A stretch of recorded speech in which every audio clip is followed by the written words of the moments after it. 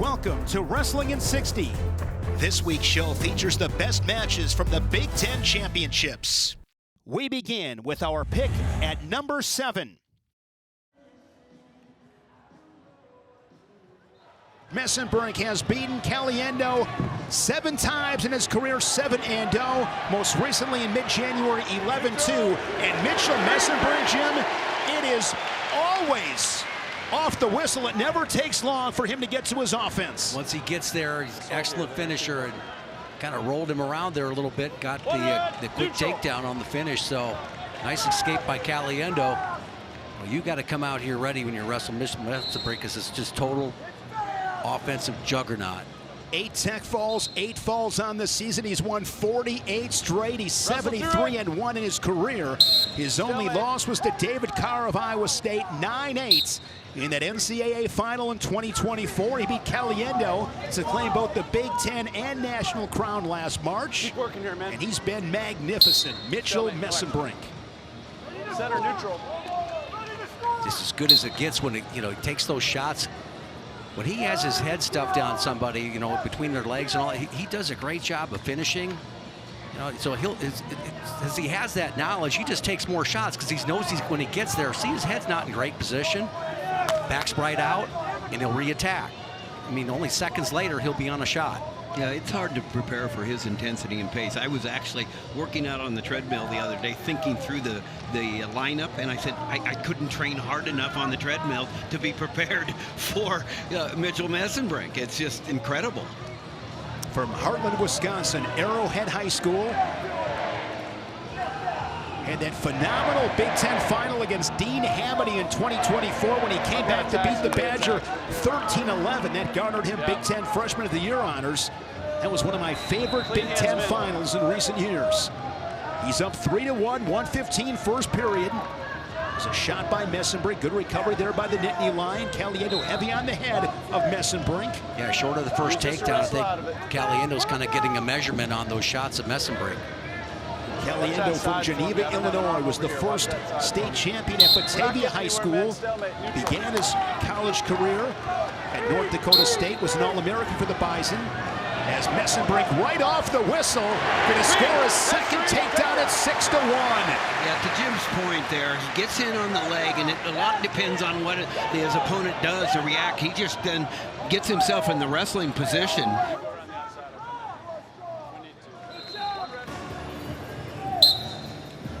I don't think we really, sometimes you don't appreciate how strong his shoulders have to be to do that. Be that aggressive and take that many shots and finish in that way. Quick escape adds to his lead.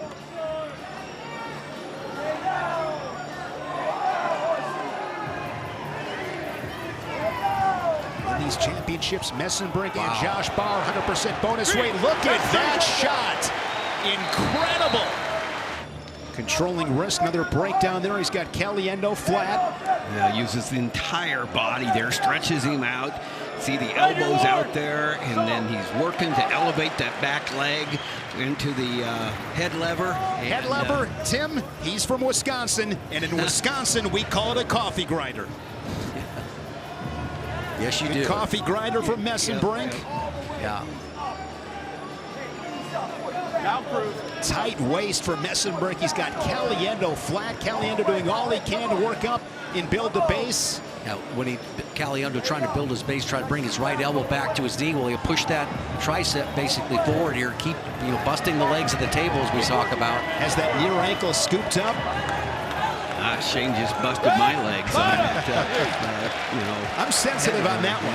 Yeah, well. Final seconds, Mesenbrink gets that takedown in the second period.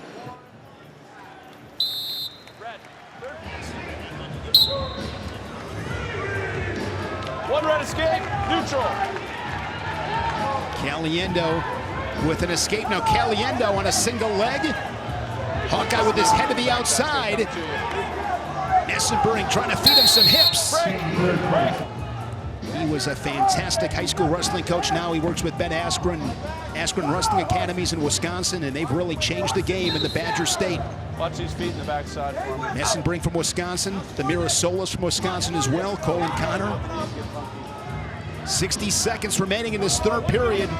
Riding time already locked up for Mesenbrink as he's working on another bonus point victory. Looking to beat Caliendo for the 8th time in his college career. Takes his defense right into the offense. Crackdown position. Caliendo's really worked well in a few of these scrambles, but yeah, as always, too many attempts as far as his offense goes, and you can't counter everything.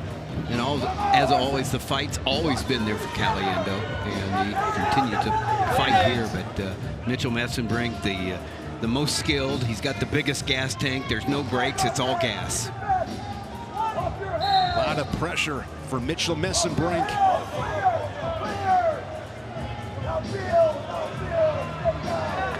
Another convincing victory for the Nittany Lion. Now 22-0 with the riding time point, 12-3, another bonus point victory, and he's a 3-time Big Ten champ.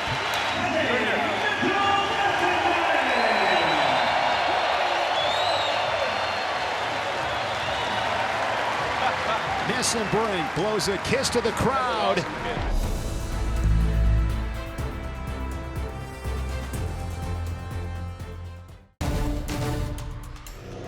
We continue our countdown of the best matches from the Big Ten Championships with number 6.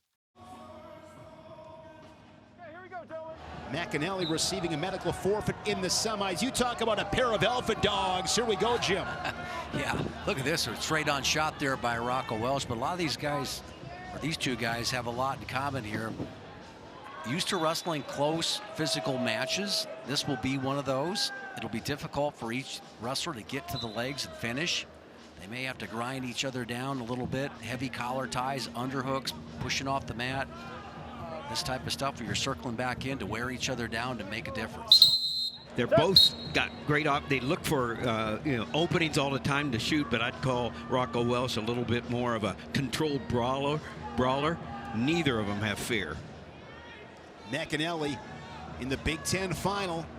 Last March at Northwestern, lost to Carter Storaci, 8-5 in sudden victory. The Nittany Lion, of course, went on to become a 5-time national champ. McAnally from Waconia, Minnesota, 4-time champ. A U17 world bronze, coming off a U20 world championship this past August in Bulgaria. Won that U17 world bronze in Italy. His only loss this season was to Aiden Sinclair of Missouri. Then at the national duels mid-November, he lost 6-3 to the Tiger. In the national semis, fell to Kekheisen 4-1. Came back and took third. Got the next best thing. Welsh on the board with the escape. There you go. Good. And he's stuffing the head, trying to make him work. Welsh had that great comeback. Has had kind of a lot of losses like that, but he just kind of got a little disoriented in the last few seconds of it. And Welsh took advantage of it. A lot of weight there now with the shot here by Welsh. Going to be difficult to go ahead and finish that quick stalemate. A couple of knee slides off the whistle, pops to his feet, fight hands now to real estate. Championship mat at the center, wrestling third and fifth as well, and the escape makes it 1-1. Again, Rocco leading that right leg, and McAnally's got a nice shot to that low shot right there to it. Right. Looks for the go behind. Wow, that's skipping away, Welsh. Rocco's come a little bit more out of his stance here, so this makes McAnally's stance look a little bit better. Now they're wrestling a little bit more head-to-head. There's the low shot. That's that right foot that I was looking at there when he's leading it. Wasn't able to get all the way through it. Down to 20 seconds. Shot there from Rocco Welsh, straight on, no angle for the Nittany Lion. A little peek at the clock by McAnally. They know they're going to familiar territory for both of them. They've never wrestled each other, but they know what it means to step into the 2-minute sudden victory. Just get the feeling there's going to be a lot of matches like this in the national tournament. Especially at this weight class. I mean, you know, Ferrari, Sinclair, these two, such a tight group. Young, too. We're going to see them for a long time.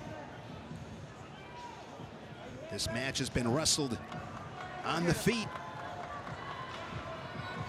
No real threatening attacks by either guy up to this point. Oh, nice shot right there. Good job by him to get to the single leg. Boy, Welsh did not, I thought he was caught dead in his tracks right there with that shot. He ended up squaring up and getting to his feet. Great defense.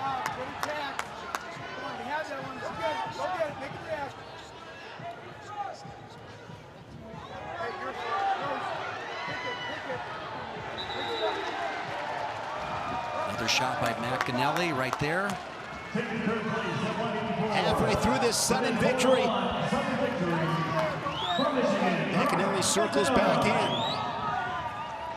Again, where that's important, Shayne, is that McAnally's been warned for stalling, so he's got to circle back in every time he's at that edge.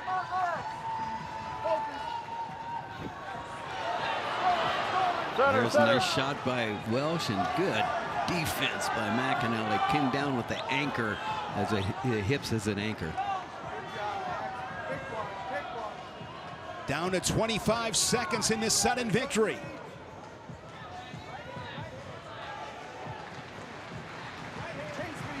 Both guys were able to get out so easily, so another straight-on shot by, there it is, straight-on shot by McAnally.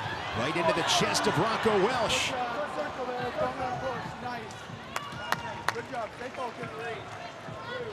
And we are going to the tiebreakers. 9 minutes.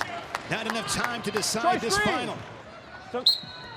Quick stand-up off the whistle. Great man return. There's a roll from Welsh. It's a quick escape. It took him just a few seconds. 3 seconds of riding time for McAnally. Still got plenty of time here, even in this period. Even to get a stall call here. Deep shot there from McAnally at a single leg. Final seconds. And he is going to get behind Welsh.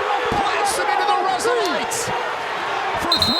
The challenge break flies in. Nothing. He said time was out, no takedown. Right here at this position. That hand was on the mat. See the referee, no points.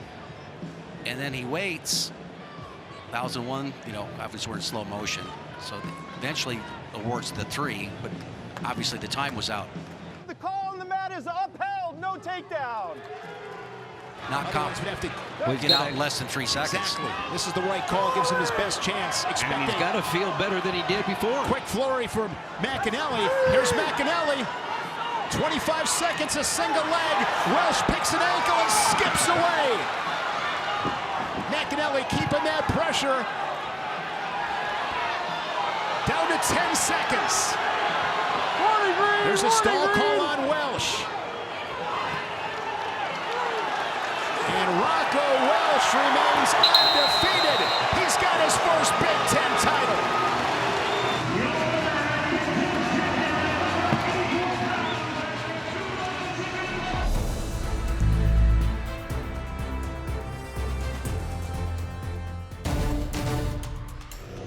We continue our countdown of the best matches from the Big Ten Championships with number 5.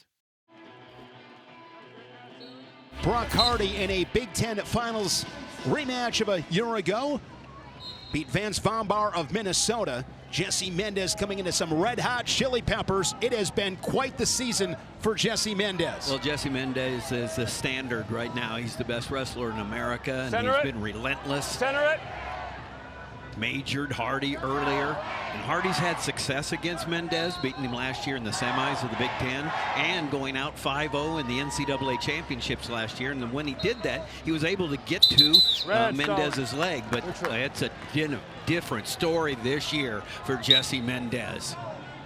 Mendez 5-1 against Hardy. Just that one loss, as you alluded to, at the Big Tens a year ago. And Brock Hardy said, to beat a guy like Jesse Mendez, I got to beat the best guy in the world. And Jim, with Jesse Mendez, a two-time reigning national champion, he's getting better. Yeah, he's getting better. I think his pace is stronger, his will. You know, he's just out there just trying to destroy guys this year. He's already put up 27 points so far in this tournament in 2 matches, and Brock Hardy not doing too bad himself at 17. Jesse Mendez, a 3-time All-American. He was 6th in 2023, then down at 133. 2 years ago to claim his first national title, beat Bo Bartlett. Came back in a thriller to beat Brock Hardy after giving Hardy the early lead. Intense pressure, forward pressure on his opponents. Right there with high and low with that low single. As both legs wrapped up. No control. No control. 3 Right there. takedowns. Mendez scores the first takedown, 3-0. You know, left or right, if you're going right and it's maybe the right foot's moving up there, Drop you'll down. catch him in the air, so you know that that left leg is totally planted and it's stable, right? You can go ahead and attack that. And So- he took everything away from Hardy. Hardy's looking for somewhere to go, and he usually finds it. There was nowhere to go. I mean, you know, and so that's because Mendez took it all away. Yeah, that's nothing worse in the sport than when you make a commitment to a shot, then all of a sudden, as Mendez has done right here, right? See him moving Danger back red. up. 1. Excellent finish there, 2, scooping the nothing. bottom leg. Brock Hardy, such a great scrambler. control. He is trying to get his head up there. We'll see if Mendez is able to go ahead and continue to push back in, maybe No create some control. separation in a big turn. Short Makes that time. turn inside of 5 seconds.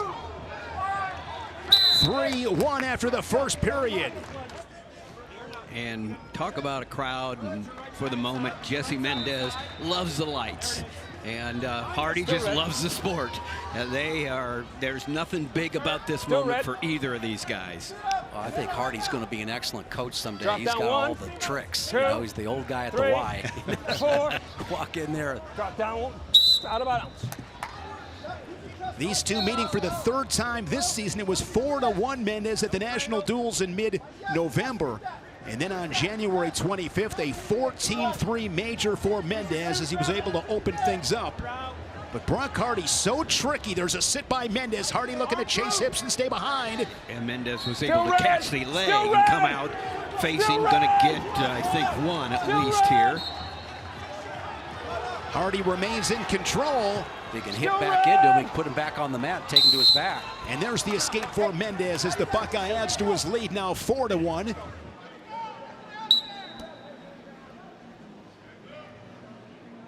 Sinks in a deep claw right off the whistle. Forward pressure there from Mendez. Yeah, I didn't think he'd be very committed to that ride in the top position. I think he feels more comfortable early in this 3rd period to go to back to his attacks. There's the shot, there's the corner. Wasn't able to, that's what we talked about. Look at Hardy, cut the corner all the way, almost, you see his left knee is almost all the way behind him. No control. He's in a better position right now to be able to score. No control. Mendez trying to keep that right shoulder underneath the crook of the knee right there. If he can roll through, create a better scramble opportunity. Mendez looking for a stalemate. Yeah, he's in damage control there. Hardy down by 2. Of course, at this stage of the match, you're trailing 4-2. Oh, Well, nice gotta deep come. double leg for Mendez. Going to switch off to a single. Great hips by Hardy. Yeah, but Hardy wants to scramble right now. And look at the anticipation there, squaring up as Mendez off that scramble. We are set to go. 52 remaining in regulation. A pair of Big Ten champions. Really interesting here. Hardy just wants to get attached to Mendez. Mendez understands where he's strong, coming from space there. Center. Not going to have a part of the attachment that Hardy wants. But you get under 30 seconds, though, I don't see Mendez attacking him here, so Hardy has to really get on it to create a scramble. Hardy with his head stuffed underneath. In the conversation for the Dan Hodge Trophy awarded to college wrestling's best wrestler. No stall calls on Mendez. Green. And Green there's the stalling. first call on the Green. Buckeye. But he's up by 2. Down to 10 seconds. And Jesse Mendez on the edge corrals the legs, his second takedown. And that will put his second Big Ten championship on ice. Mendez remains undefeated. The Buckeyes won 27 straight. Your winner, Big Ten champion, 141 pounds, highest score 7'2", from Ohio State, Jesse Mendez.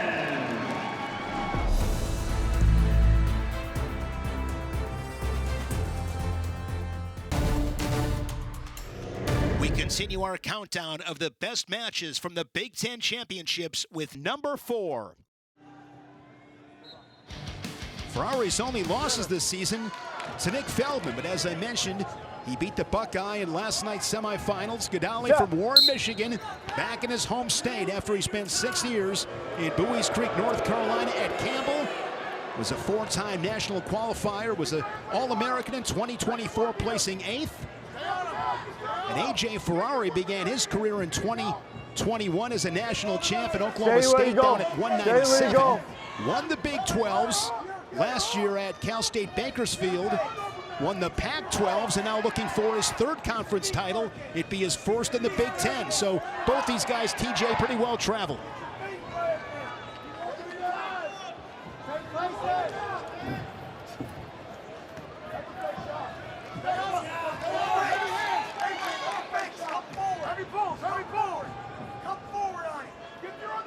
Godali 22-2. Mentioned the loss to Ferrari, the other to Christian Carroll at the Cliff Keeney in Las Vegas. Everything clean, everything clean. Yeah, I've been impressed with Godali's second half of the season here, the 2026, particularly in that match with Ben Keeter in the Iowa dual meet where he really went after it and tried to add to his lead. He's a big, talented athlete, can go ahead and shoot, good in the top position as well. Jack Housengay is a legend on replay. First ballot Hall of Famer. Yeah, Housengay. We've had some good ones, but Jack's right up there. And what's his right up there? I mean, he's atop the podium. Personal. What's his personal license plate? Might be his last name. I can't remember. Just like he's next level. Yeah, we saw no it doubt one time. about it. Good job by Ferrari here, staying behind the elbows there. Yeah. Drop down. Jeff Sermon, our producer, confirming Housengay's personalized license plate is Housengay. I mean, that's a different level of confidence. Out of bounds.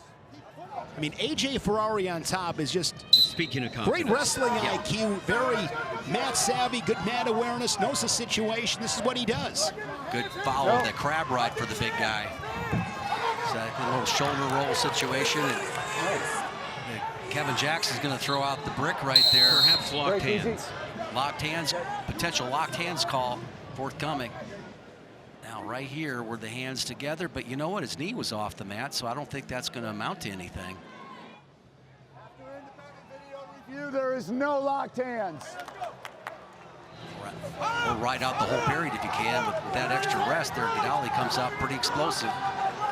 Ferrari is really suffocating in the top position. He works really hard, goes to a single leg. Break easy. Controlling the hips.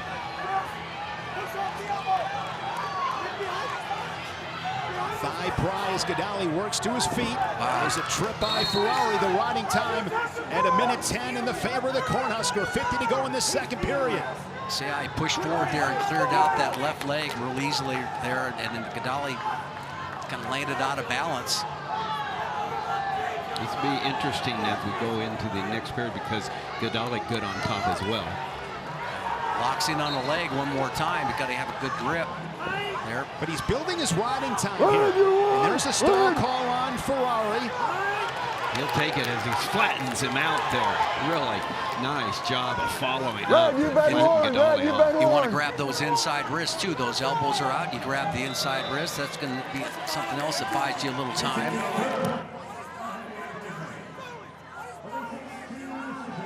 Green, you're warned. Green, you're warned. Green, you've been warned. That took about 3 seconds before he was able to return the Wolverine down to the Resolite. So now Ferrari on bottom. We'll see how committed Godali is to the top position. One. Not very committed as Ferrari gets the escape. So Godali needs a takedown. Stage manager John Bridgens, Johnny B, appreciate his work all weekend long, helping us out here mat side as they wrestle on the edge. Ferrari to a single leg. No, And out of bounds as Ferrari's foot was off the mat. And first and foremost to you, the fans who have spent the last couple of days watching us here on the Big Ten Network. And this tournament has not disappointed. It has been so fun as we near the end of another college wrestling season. 30 to go in the third period. Gadali now behind Ferrari. His best opportunity. And there's the three for the Wolverine. It brings Sean Bormet out of his seat. A late takedown for Gadali. And there is a stall call on Ferrari, his second.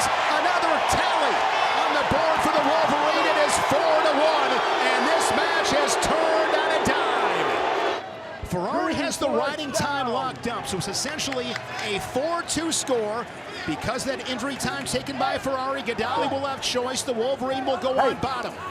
And right now, if you are Ferrari, you got to cut him, and that's exactly what the Nebraska corner is showing AJ. Yeah, let him up. So this will make it essentially 5-2. So Ferrari needs a takedown and a ride out to force the sudden victory. He's got 18 seconds.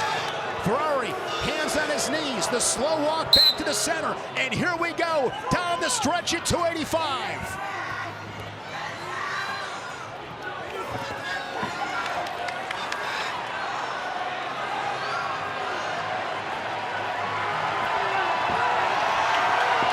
A three-time SoCon champ, and now a Big Ten champ.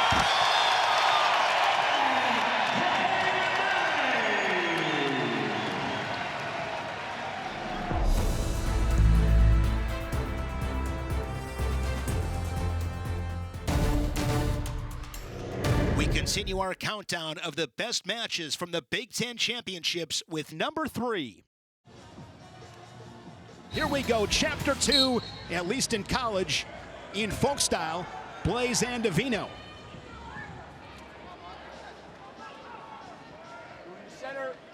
Marcus Blaze 21-0, 17 bonus point victories for Davino, 24-1, 16 bonus point victories for the young Buckeye, 13 tech falls. If you peeked over at the scoreboard, Jim, you saw the scoreboard, take a deep breath. It better be ready because both these guys can light things up, but oftentimes you see a little bit of a slower pace, guys, a little bit. Well, it's not slow because of just slow because of scoring, not because they're not athletic and moving around and looking for their opportunities. They're just so good to reacting defensively. But to tell people how tough this weight class is, the consolation semifinals today, you had two basically NCAA finalists from last year in the consolation and semis. The Big Ten final with Ayala and Bird. As I was mentioning, sometimes you see guys a little bit more strategic and tactical. Another top 5 matchup. This weight class so good nationally. Oh yeah, 133. We saw Jack's Force win the Big 12s, and just having been in high school in the fall, and here he is as a freshman, and Seidel, and it just goes up and down. Well, the moment is never too big for Marcus Blaze. He's so poised. He, you know, here he is a freshman. He seems like a vet. And it's because of his world-class accomplishments, but you can't get behind him. It's kind of like in the movie Seabiscuit when they said, don't get behind War Admiral because we'll never catch that monster, and you will not catch up with Blaze if you get behind him. 50 to go in the first period. Blaze, a U17 and U20 world champion in 2025. He's a 3-time world medalist. Marcus Blaze tries to do that. There's the sit right there. Come in one direction. And the quick escape for Davino, the Buckeye on the board. 1-0. Didn't look like Blaze really wanted to have anything to do with that position, so he gave him the intentional release. Right now in the Penn State room, Masanosuke Ono, he was the 2024 senior world champion. Blaze wrestled him at the U20 World Championships in 2024, fell to Ono and came back to take bronze. Here's a shot from Davino. The Buckeye in deep with 25 seconds to go. Head to the outside. See the flexibility there from Blaze. Shin Wizard defense.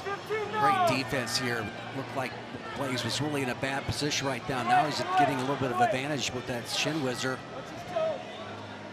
Short time. Right before that shot, it was a double stall call by Nick Grosso.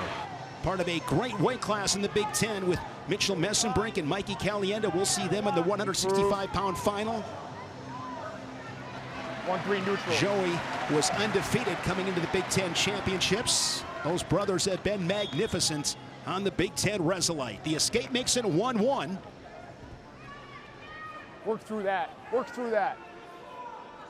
Safe to say, Jim, this very much like their first encounter? Pretty much, yeah, it really is. And then we saw where Blaze was, actually Davino was able to get on the leg very deep. And then you saw the excellent defense of Blaze show up square in the hips. And again, once he gets you stopped, then he's going to keep in that position. He's going to play for a stalemate in that situation. And against a quality wrestler like this, he wants to get back up on his feet. Not going to roll around and flop around with you in those situations.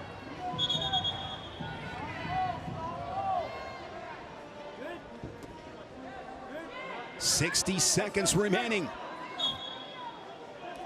We saw sudden victory at 125 pounds. See if either one of these two can pull the trigger. Down to 45 ticks. Stop, stop, stop. Don't bend the back, okay? And again, both guys have been hit with stalling with that double stall call. Yeah, I don't know about that call because you just, reduce in half your ability to, let people know that, you call one and then maybe call the other. But a double stall call, all of a sudden the next call you make is going to be it. And might decide to manage. Devastating, yeah. Davino once again. Good on a single leg. And he's shelved. He's been here against Blaze a couple of times before. Gets caught in that shin whizzer. No control. Trying to work that leg out. Final seconds in regulation. Davino trying to finish a single leg. And great balance and defense for Marcus Blaze. And once again, a sudden victory. Both guys toe the line. At this level, the margin is so small. Just inch, not even an inch. Looking for that opening. Blaze never breaking out of his fundamental position there. Yeah, he's so flexible, and he has that shin whizzer position kind of dialed down. Again, he doesn't really try to score from it, but he gets to a neutral position. His flexibility is outstanding. Crowd getting behind Marcus Blaze. Action. The true freshman from Perrysburg, Ohio. Front headlock here for Blaze. Works an underhook left side. Brings the Buckeye. Attempting to anyways. Bring him down to the Resolite. Great nice job. job there, exactly. Great job by Davino here, keeping his balance on that, snap down attempt there off the underhook. That's a place where Blaze is 100% against almost every other wrestler in that short offense. Look at the concentration of Davino in this situation. Look at his vision. Definitely hunting a shot. I don't know if he'll get it, but his intensity right there is fantastic. Work the score. Guys are ear to ear. Down to 45 seconds here in this sudden victory.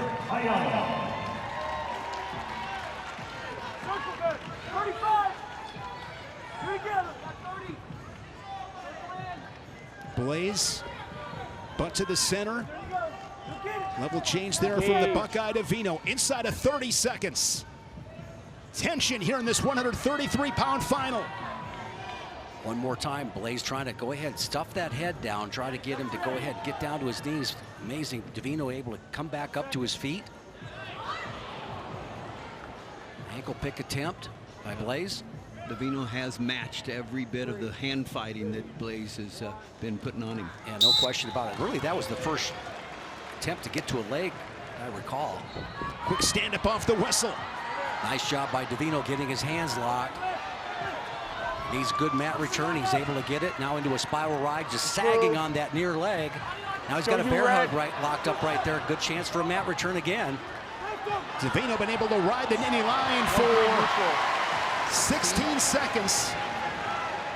17 seconds for Davino officially. Final seconds. Blaze leads it 2-1. There's that sit off the whistle and the quick escape from Ben Davino. Tied at 2. He's got riding time advantage. He's got to be careful, as you said, Jim. He's been hit with stalling. He wants to circle back in. Pushing the pace as Marcus plays. A fast flurry for the Nittany Lion. We're down to 15 seconds. And we'll reset. Great action. Just like we talked about, down position, that beautiful sit out, goes for both hands to that head, gets the quick escape. The feet are moving, the hands are moving for Davino. Nice job there by the Buckeye to circle back in. Davino tying up Blaze. In a battle of young stars, Ben Davino shine the brightest. He's a Big Ten champ at 133.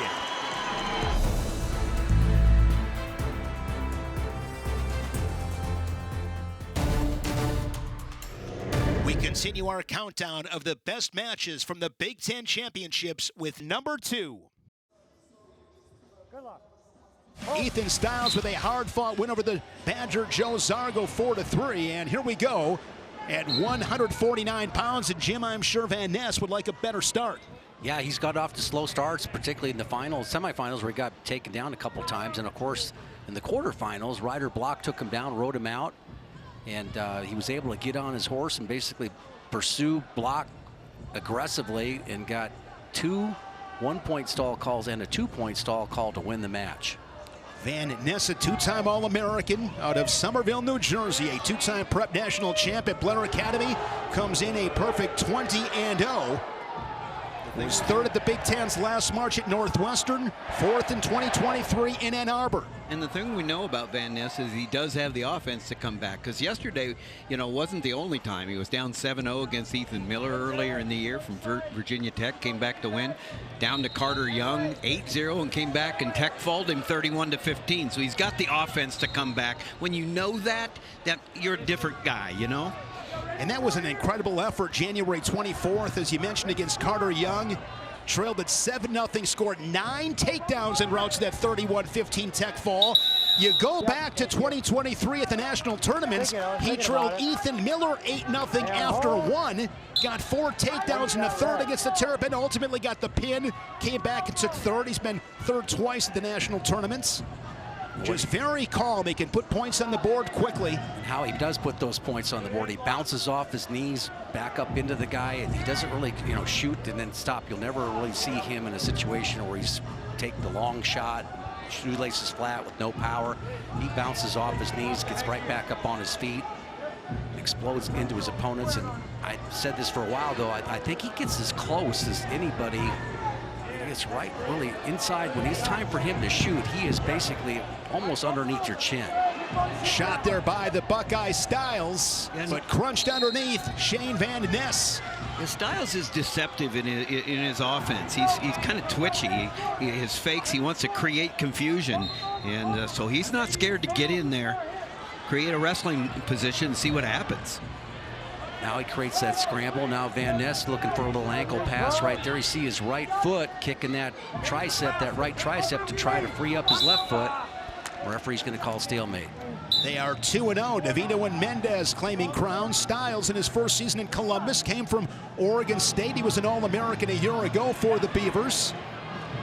Placing 6th. He's 14-4. Illinois native from Chicago, Illinois, 3-time Illinois state champion, Conan High School. He is scoreless with Van Ness inside of 20 seconds in this first period. Tell you this, with this being the 3rd straight Buckeye, again, Ohio, a big wrestling state, they are cheering at Callahan Auto in Sandusky. Stiles on bottom in a scoreless match to begin this 2nd period. You use Callahan Auto brake pads, Jim? I laughed till I cried when I watched that movie. It was so many funny scenes. The late great one. Van Ness had a half Nelson before on a wrist. Oh, there it is. Now Van Ness puts Stiles in trouble. Gonna settle in center of the mats. Van Ness looking for the slap of the Resolite.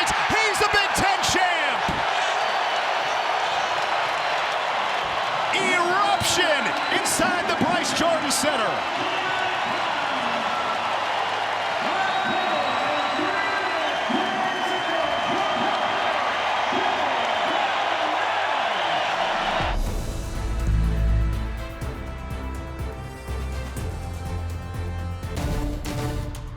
We continue our countdown of the best matches from the Big Ten Championships with number 1. Let's scrap at 157. Really excited about this matchup here. Both these guys like the same thing, same move on the same side. So Antrell Taylor really works well with the right-handed underhook, and PJ Duke, a lot of his offense gets going with a left-handed underhook. So they'll be constantly fighting here for that position. See that tug right there? What's been impressing me is how Duke has really turned into a huge point scorer here in this tournament. Wrestle out of it, guys. He's 18-1 on the season, his lone defeat to Taylor. Duke from Slate Hill, New York, Minnesota Valley. His freshman year, he wrestled at Carmel High School with a state title. He's a 4-time New York State champ, Junior Hodge Trophy winner on his resume. Sensational true freshman. Wrestled at the Senior World Championships in Croatia this past September, did not place. There's that underhook here for Antrell. He does a great job with this. Duke doing everything he can to keep from that underhook, but he believes so much. Antrell believes so much. He's going to sink that underhook, whether it's offense, defense. He's going to find it. Duke loves that 2-on-1. Yeah, he sags really well with that and makes Taylor just basically try. Oh, really quick stall call right there. Stall call on Taylor. First one on the Cornhusker. Not make the Nebraska coaches happy there in that corner. No score, 145 in the first. Wrestle out of it. Taylor from Millard, Nebraska. Millard South High School, 3-time state champ. Left-handed underhook. And there's going to be a really good flurry between the two. Taylor able to stay square. Did you see him hop out of that? Most people get thrown to their rear end on that thing, but Taylor, no, he's totally comfortable keeping balance right there. Flung his feet out to support himself, got back up. Impressive. See where Duke basically likes to put his forehead right there. He understands that if Taylor does it, jumps to the other side, he's going to push his position to score, and he does. He's going to get the 3 takedown. He gets behind the Cornhusker, and he's got the lead with 1 minute to go in the first. He just worked so hard to keep Taylor from getting what he wanted. It was his hand fighting, his footwork. Duke took that for those 3 points. Yeah, he's not a one-trick pony as far as going to the left side, okay? He jumped. And now he's going to look to turn the Cornhusker. Has a crossface. Yeah, I don't expect much out of this, but building his riding time. It's over 30 seconds. Mentioned it yesterday, saw on Twitter, Yanni suffered an injury. Wish him the best. One of my favorite guys in wrestling. Great for the sport. Escape by Taylor. He drills it by 2. Shorts high, but PJ Duke with another good leg attack. God, this has been physical, Jim. It really has been. And that once Duke gets in this position, normally beats everybody in that underhook. He shrugged him off a couple of times, but I've just been really impressed that Antrell's been able to stay on his feet. A lot of evidence that takedown is very difficult when you see all the things that Taylor was able to get out of in that first period. Still green. Taylor, as a redshirt freshman in 2024, was 8th at the NCAAs for his first All-American honor. It's a 1-point match. Taylor with a pair of escapes after giving up that first takedown. Going off that underhook once again. Taylor wisely circles back inside the circle. He's been hit once already with stalling. Half shot there by the Cornhusker. The half shot to set up that right-handed underhook, and so he can go ahead and shrug him by. Staying in the middle here. Taylor now with an underhook. Duke able to clear. And how Duke is able to clear, he's able to put the top of his head right in the top of the shoulder right there. And ends up creating it right there. When Taylor gets that underhook, Duke's head is going right to his chest. Coming up on 1 minute remaining in this second period. Taylor was 4th at the Big Ten's last March before claiming gold in Philly. One thing Taylor's learned this year is his comeback. He's been in positions where you think he's beat. He just believes he's going to go all the way to the end. And so that fight right now and the digging for that underhook, just setting up the opportunity later for Taylor. He's had some tough wins. Jordan Williams, Landon Robidoux of Oklahoma State, the win here against P.J. Duke. Charlie Millard, you called that match against the Gopher in Minneapolis. He ultimately got the fall, fell behind. Here's P.J. Duke. He gets behind one more time. His second takedown of the match, and it's 6-2. Just a beautiful hop and go behind. Riding time over 50 seconds. Still controlled by Duke. 1 point on the stalemate. Escape awarded. And we are neutral with 17 seconds showing in the second period. Basic fundamentals of the sport. Basics win. Always have, always will. Duke a 3-point lead. And he's able to get the escape. 7-3. Stay clean.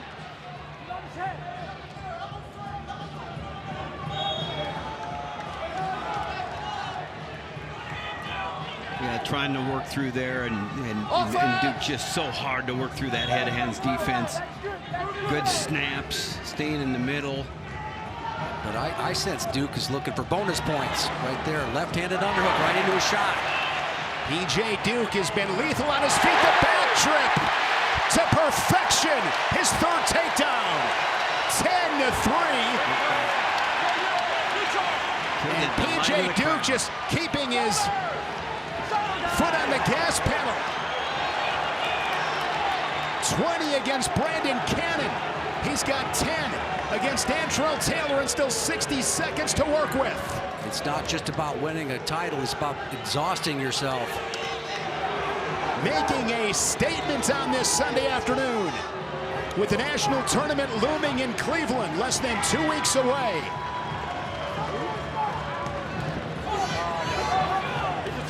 Last year, Taylor was winning a national title. Duke was in high school. In on the leg once again. Can he get one more? Has the ankle. Attempted back trip. Down to 20 seconds. And there's that second stall call on Taylor and a tally for Duke. And he is in bonus points territory. Has their riding time at 60 seconds. And Mark Manning not happy.